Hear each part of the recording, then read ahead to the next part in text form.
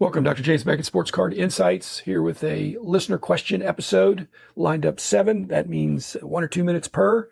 And I'll move it along pretty quick. I really appreciate the questions. I can't do all the questions all the time, but when something pops out, it might suggest a whole episode and it might suggest a little commentary on this Saturday. So thanks all listeners, whether you comment or not, but especially thanks to the commenting ones and questioning ones. Also thanks sponsors, Topps, Panini, and Upper Deck, Heritage Auctions, Huggins & Scott Auctions, Mike Stadium Sports Cards, Burbank Sports Cards, ComC.com, and Beckett Media, Beckett Grading, Beckett Authentication. Okay, first question, Greg Dobrick. He loved the reference to the Velveeta boxes. He said, I thought I was the only one that did that. Must be a Pittsburgh thing. I think that was Rich's comment, but I do remember that. But I have been forbidden by my very healthy, wonderful wife that Velveeta is a cheese substitute. So no more Velveeta in this household. So no more Velveeta boxes. But back in the day, when I was single, yes, I had Velveeta.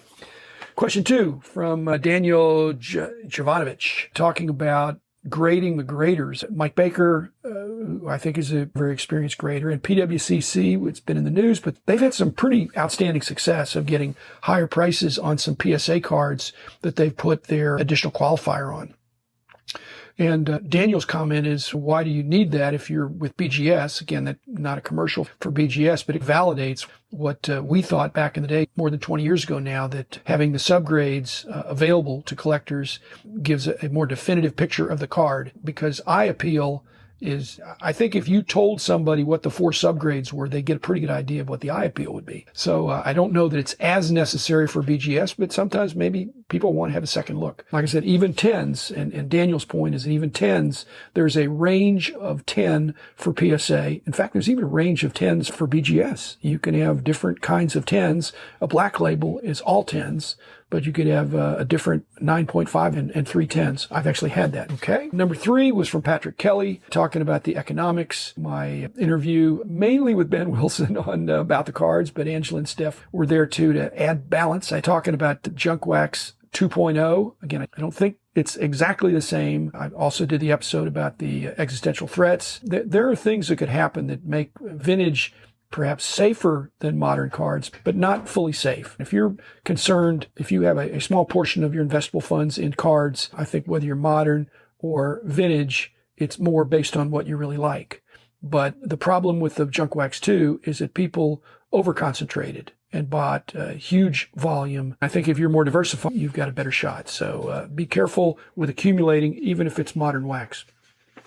Question 4. This was Ganga Remy, who enjoyed Andy Friedman, the artist for the Topps Spotlight 70. He enjoyed that. He wanted to know if Andy will sign his Spotlight 70 cards. Actually, Andy has a program within that where there are some signed cards in there, but they're signed art. Whether he will sign, that's up to him. I didn't really clear that with him. And also the other part of Ganga's question was that it really didn't get into the Spotlight 70 project that much. And I think Andy and I got on a roll. He's a very interesting guy.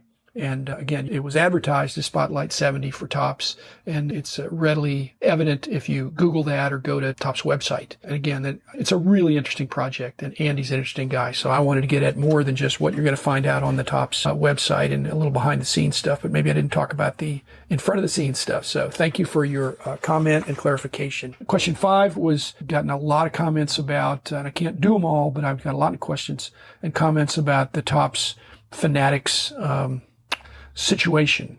Alan Scott says, do you think Fanatics could end up buying Topps to keep the brand alive? There's several comments I can make to that. I think I've said some things like this, but just to be clear, yes, it's possible. I think Brian Gray, my friend, does not think that's very likely that Topps feels burned, but after the smoke clears next year, who knows? 2022, when I sold my company, I wanted to sell to somebody that I really liked.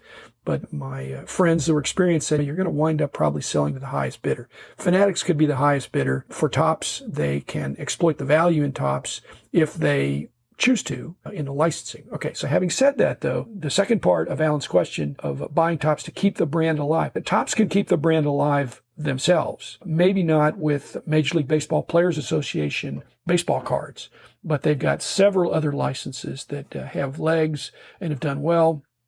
And the company has other prongs that are healthy besides baseball cards. So they've got other things they can do. But if you're talking about the Topps baseball card, traditional, that brand. I think there's going to be Topps cards forever, but if they're not Major League Baseball Players Association and active players, then that's a tough pill to swallow, Alan. I agree.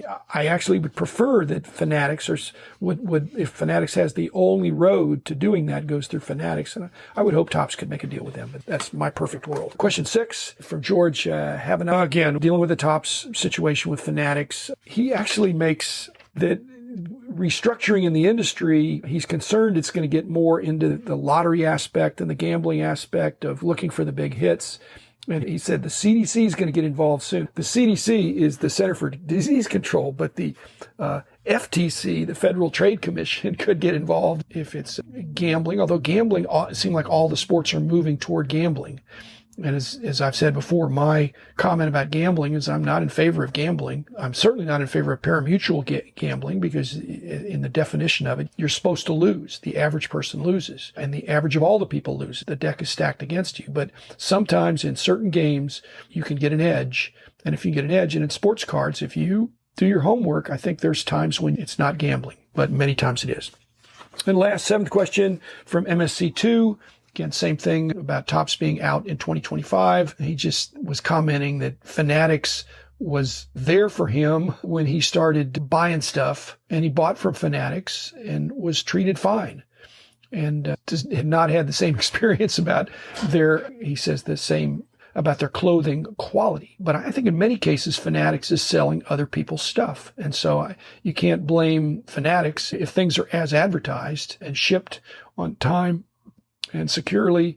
If they do that with cards, again, they may outsource. Every company is outsourcing the printing of the cards. They're designing them, and then they go to the printer, and they're cut, they're packed out, and then they're shipped out. So Fanatics, I think, can do that part of it and do it well. When we look at the boxes of cards, those are where you have a limited number of SKUs. Once you bust open the packs and you have the different players, all the different parallels, all the different inserts, you have millions of SKUs as we look back at a complicated hobby. That is what I'm not sure Fanatics is ready to take on just now. But as far as packing out the boxes and selling the boxes, and I don't believe they're going to eliminate card shops, the local card shop, but I do think they're going to have a heavy presence with online. And I think we can expect that because that's what they've done. So hopefully they're going to treat it as a serious category and build it responsibly. And that's my hope. If that doesn't happen, MSC2, we will see, and hopefully the powers that be will respond. So thanks, everybody. Another 7 questions. Appreciate the questions, and I look forward to interacting with you in that way or at a show coming up. So thanks again, and see you on Monday.